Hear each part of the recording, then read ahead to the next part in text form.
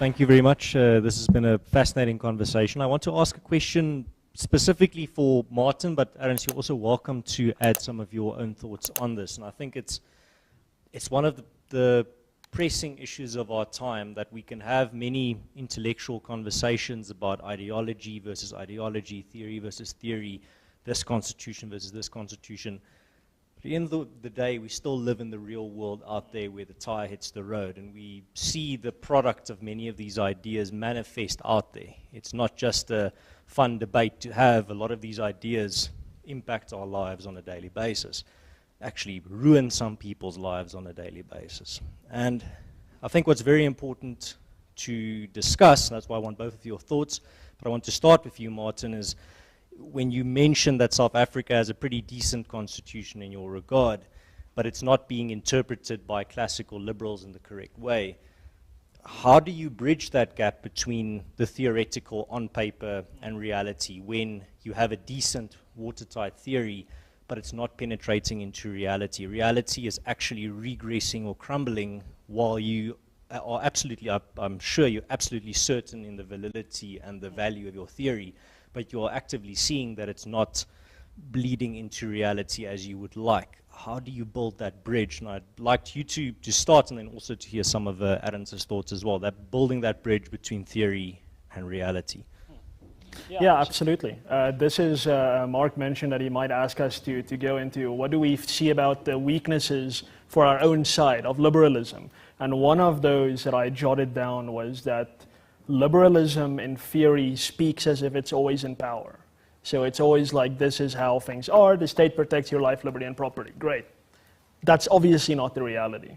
And I think I'm very fortunate to be a South African, where I've borne witness to what is the answer, the most liberal answer to what you do in such circumstances. And that, again, it's the Zionist Federation. It's AfriForum. It is solidarity. We're not in power, so you build power. You build power outside of the state, and you use that as your vehicle to get your point across. I'm an advocate, not a legal advocate. I'm an advocate of ideas. That's kind of my skill set. But I'm also a paying member of AfriForum, so I try to do what I can. But you do need those institutions. You can't just have advocates like me writing articles and strongly worded letters to the president. It's not going to help. You need to build that source of authority and power. Now, the Free Market Foundation is an example of that. The Institute of Race Relations is an example of that. In the United States, in New Hampshire, you have something called the Free State Project, where a bunch of libertarians have decided we're all going to move to New Hampshire, and we're going to take over it's like a National Democratic Revolution there. We're going to take all the levers of power. And they've had some successes. They've had some successes. And that is how you do it. That's simply how you do it. You need to build those institutions. You need to create power outside the state.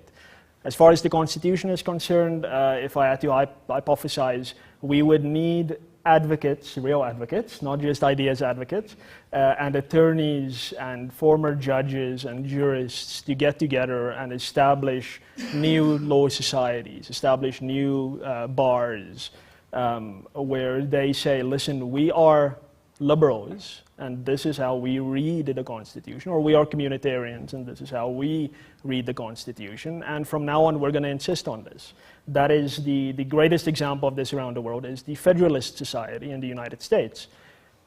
For centuries, conservatives didn't have a legal voice in the United States. It was always assumed that the American Constitution would be a conservatively interpreted document.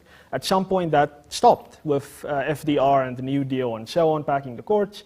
And conservatives got together and they said, well, this won't do. And they established the Federalist Society, and now the Supreme Court is dominated by Federalist Society affiliated judges, because they put the work in, they created that source of organization, of coordination in practice. And they did the slow, hard work of going into law schools, talking to students, indoctrinating up-and-coming attorneys. They did the hard work, and it paid off. It's a long-term game, but you have to have exactly that action element to it. You have to organize, you have to coordinate, you have to build institutions of power take what you believe and to make it a reality? Well, the problem with the South African Constitution, and that, by the way, that's how revolutions start, when people consume alcohol and say things like, the problem with the Constitution is, so this is not to start a revolution, but I think, just to link to the point, that the theory is quite good, but the Constitution assumes certain things about society and reality, when that reality, the reality that we actually have, doesn't speak to the theory. So the Constitution claims to be the highest authority in the land or in the country, but a document can never be the highest authority. The highest authority would at least be whoever has the right to interpret it. And so and this is actually something I'm linking to something that Martin has written about this as well, is the different interpretations of the Constitution. And so when the Constitution says, for example, that you can only expropriate property when it's in the public interest, as far as I'm concerned, there's a very clear explanation as to when is it in the public interest to expropriate property. But if you ask Julius Malema, he would give you a completely different answer. But I'm not on the Judicial Service Commission, but he is. And there are many such examples about certain things, and equality is probably the best example. The Constitution says we are all equal. And to me, equality means something along the lines of equal opportunities, but someone else would read that and say, well, the Constitution says we are equal, so we need more socialism. We need to be equally poor, and then we're equal. And so the thing is that South Africa is a multipolar society with different cultures, I don't want to say different ideologies, but that as well, different ways of thinking about life. And the Constitution is this single text that could be interpreted in different ways. And that's where, and in a sense, everyone is frustrated. Not so much about the Constitution, but about the political dispensation, where a lot of people feel that the Constitution is supposed to protect us, but it's not doing that. And then you have a lot of people who feel that, according to the Constitution, we should experience certain things, but we're not experiencing it.